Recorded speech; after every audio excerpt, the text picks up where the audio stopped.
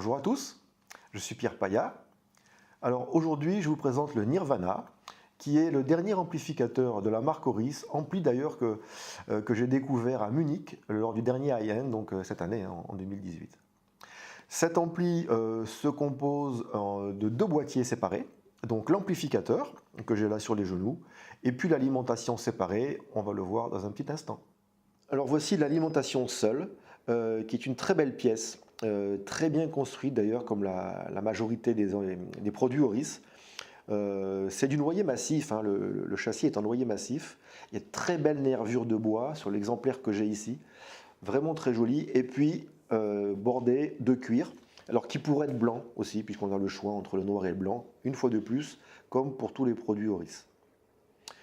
Comme toutes les alimentations, hein, en général, c'est extrêmement simple. Hein. Voilà, on a un bouton marche-arrêt ici. Et à l'arrière, il y a une prise qui va permettre d'amener les basses et les hautes tensions à l'ampli par l'intermédiaire de ce câble ici, voilà, qui va se brancher donc à l'arrière de la lime et à l'arrière de l'ampli. Alors, ces hautes et basses tensions qui vont être fournies à l'ampli sont bien sûr en courant continu. Ce qui fait qu'on va avoir un courant parfaitement stable et l'ampli ne verra pas du tout de courant alternatif. À l'intérieur, on a deux gros transformateurs double corps avec bobinage en cuivre pur. Voilà, une très belle alime qui va certainement avoir son rôle dans le rendu final de l'ensemble. Comme pour l'alimentation, l'amplificateur est intégré dans un boîtier en noyer massif, cerclé de cuir, qui pourrait bien sûr être blanc, hein, comme on peut le faire sur tous les produits Oris. Alors l'amplificateur est très puissant, il développe 2 fois 6 watts et demi. En termes de taille, les deux boîtiers ont la même largeur et la même profondeur, c'est-à-dire 30 cm de largeur et 40 cm de profondeur. Les plateaux sont à la même hauteur, 10 cm par rapport à la table. Par contre, on a sur l'ampli les transfos de sortie qui rajoutent de la hauteur et du coup l'ampli, lui, fait 19 cm au total de hauteur. Alors, sur la façade, on a deux vumètres que l'on voit à droite et à gauche, qui sont des vumètres qui vont nous montrer la puissance de sortie utilisée au moment où on les regarde pour chaque canal. Donc là, on va voir la puissance de sortie du canal gauche, celle du canal droite de l'autre côté. Cette puissance étant indiquée en décibels, ce qui fait que lorsque l'aiguille arrivera ici à la limite de la zone rouge, on sera à 0 décibels, donc au maximum de la puissance disponible. Au niveau des connexions, on a tout.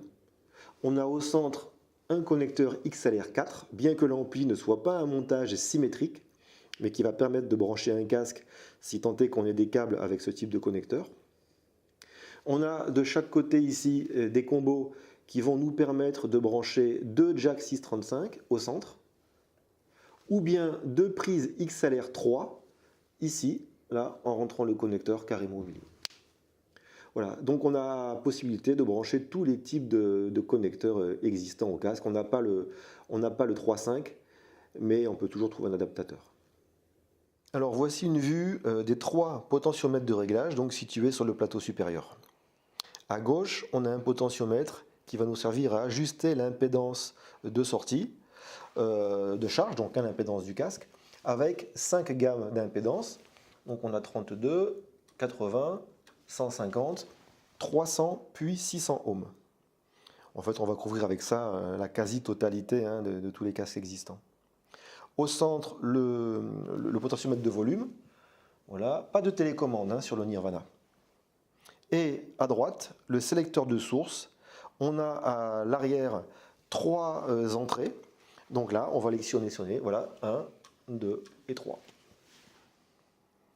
Le Nirvana utilise 2 tubes EL34 pour l'amplification. Alors ce sont des tubes qui fonctionnent là en mode triode. Alors en mode triode, on perd un petit peu de puissance par rapport à la puissance nominale qu'on pourrait avoir autrement, mais on va gagner en richesse harmonique. En préamplification, donc pour l'étage de gain, Oris a choisi un ECC82, voilà, qui est ici. Et ce ECC82, c'est un tube assez courant qu'on trouve régulièrement sur de très bons préamplificateurs. Et puis, on a bien entendu les 2 transfos de sortie, évidemment un pour chaque canal. qui sont vraiment énormes hein, comme vous pouvez le voir.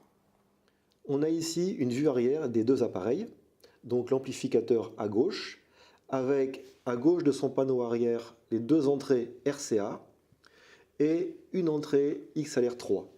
Alors le fait d'avoir une entrée XLR3, ça n'implique pas que l'amplificateur soit symétrique, hein, il ne l'est pas. Juste, ça nous permet d'utiliser, si on en a, des très bons cordons XLR. Ici, on a l'entrée des hautes tensions et des basses tensions en courant continu qui arrivent de l'alimentation. Ensuite, à droite, eh bien, on a l'alimentation avec son bouton marche-arrêt, son cordon secteur. Et puis, à l'extrême droite, eh bien, on a la sortie de l'alimentation des tensions qui vont donc vers l'amplificateur. Eh bien, la gamme Auris se compose à présent de ces trois amplificateurs, donc le HA2 et l'Idonia, et puis tout récemment, eh bien, le Nirvana qui vient l'enrichir. La première chose que je fais quand je reçois un nouvel ampli casque, eh bien, c'est de tester ses limites de puissance, voilà, de voir jusqu'où il est capable d'aller avec les casques les plus difficiles et dans quelles conditions. Alors pour ça, eh bien, j'ai pris mon Efiman Susvara, qui aujourd'hui est le casque le plus énergivore que je connaisse et que j'ai à ma disposition. Eh bien, aucun problème de puissance, voilà, ni de tenue d'ailleurs, avec le Nirvana. Et même si je n'atteins pas les niveaux sonores dont sont capables mon Egoista 845 ou mon Riviera IC10, eh bien, le Nirvana me permet d'écouter très fort et avec beaucoup de tension et de contrôle. Le deuxième point sur lequel je me penche lorsqu'un nouvel ampli à tube arrive au showroom, eh bien, c'est son silence de fonctionnement avec les casques à haute sensibilité, voire très haute sensibilité. Alors pour ça, eh bien, j'ai pris mon Focal Utopia avec ses 104 décibels de rendement, et puis j'ai tenté de percevoir le moindre bruit de fond si tant est qu'il y en ait. Eh bien rien en fait, hein, c'est le silence total avec le Nirvana. J'ai beau débrancher le jack, le rebrancher sur l'ampli avec le casque sur les oreilles et bien entendu sans musique, eh bien rien, voilà. Même qualité de silence en fait que celui de mes meilleurs transistors. Tout est donc parfait pour commencer mes écoutes. Et là, eh bien, je me dis que la solution de l'alimentation séparée doit certainement y être pour quelque chose dans cette grande qualité de silence. Un grand bravo donc à Auris pour ce choix. Alors curieusement, eh bien, j'ai pas du tout l'impression d'entendre un ampli à tube à l'écoute du Nirvana, mais vraiment pas du tout. Son écoute est d'ailleurs assez particulière, même surprenante pour moi, parce qu'il me donne un type de son qui pourrait être la synthèse de ce que j'aime de mes deux références, que sont le Viva 845 pour les tubes et le Riviera IC10 pour les transistors.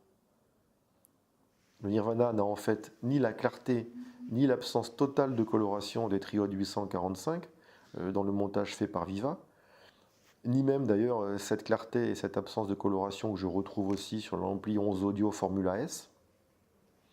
Il ne me propose pas non plus la consistance, la douceur, ce son bien charpenté en fait hein, de la IC10 en pure classe A. Il n'a pas non plus les quelques coquetteries séduisantes de l'Auris Sidonia ou du Viva 2A3. En revanche, ce Nirvana me donne un son global un peu plus doux et incisif que le 845 et en même temps, bien qu'étant moins plantureux si je puis dire que la IC10, il me propose une palette de couleurs et de contrastes supérieure à ce que m'offrent les deux amplis italiens sur les micro-détails. Autre chose, le Nirvana tape également très fort dans le grave et avec la même qualité d'impact, de vitesse et de tension que mes références. Encore un point fort de cet ampli, eh bien, c'est sa capacité à aérer, à mettre de l'espace entre les pupitres, à faire respirer la scène, les interprètes. La distance entre les musiciens est presque palpable, elle est lisible, facilement perceptible. Et il rejoint d'ailleurs presque le Viva 845 sur ce point. Puis le fait aussi que le Nirvana soit capable de driver toutes les impédances et toutes les sensibilités sans compromis, eh bien ça aussi, hein, c'est une de ses grandes qualités. Alors après des heures d'écoute cumulées ces dernières semaines, eh bien je me suis plongé, et vraiment, hein, plongé est vraiment le terme approprié, dans l'intégralité du somptueux album de Bogdan Ota, Day of Wrath, en français, Jour de colère. Alors l'enregistrement de cette magnifique œuvre, bon, c'est loin d'être le meilleur hein, que je connaisse. Mais cette musique touche quelque chose de profond en moi, euh, et j'ai souhaité expérimenter son écoute avec le Nirvana, mon Ifiman Susvara et le DAC qui a servi à toutes mes écoutes, qui est le Meitner MA1. Eh bien, vous me croyez ou pas, j'ai été littéralement submergé par une puissante émotion. Alors, une émotion que je ne décrirai pas ici, hein, bien sûr, c'est très personnel. Mais une émotion d'une telle intensité, bien qu'elle est pour moi de l'ordre de l'exceptionnel. J'ai particulièrement été touché par cet ensemble à l'écoute de la plage 8, Fantaisie pour piano et orchestre. Eh bien, le nirvana, c'est comme ça que je le perçois. Euh, c'est faire passer ce qui me semble s'effacer la plupart du temps à l'écoute d'autres amplis. Euh, Ce que j'appellerais, entre guillemets, la puissance expressive et émotionnelle de l'essence de la musique. N'oublions pas que toute musique est l'expression de l'état mental et émotionnel du musicien au moment où il l'a composée. D'ailleurs, il suffit pour bien réaliser ceci d'écouter le deuxième concerto pour piano de Sergueï Rachmaninov, concerto écrit par le compositeur russe alors qu'il vivait une profonde dépression. Eh bien, on écoute ce concerto, on sait qu'il est en dépression, on a tout compris. Alors je suis bien conscient hein, d'être là en totale subjectivité et dans une sorte de poésie totalement imprécise, peut-être et certainement même pour certains d'entre vous. Et j'en suis désolé. Le nirvana est un ampli exceptionnel et je tente, avec les mots qui sont les miens en fait, hein, euh, de vous faire mesurer à quel point il est exceptionnel et à quel point il me touche, ou plutôt comment il est capable de faire en sorte euh, eh bien, que la musique m'affecte émotionnellement plus que d'habitude. Bravo à Horis pour ça.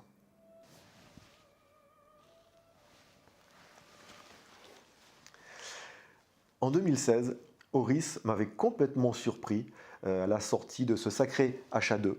HA2 qui a eu un très gros succès et qui continue d'en avoir.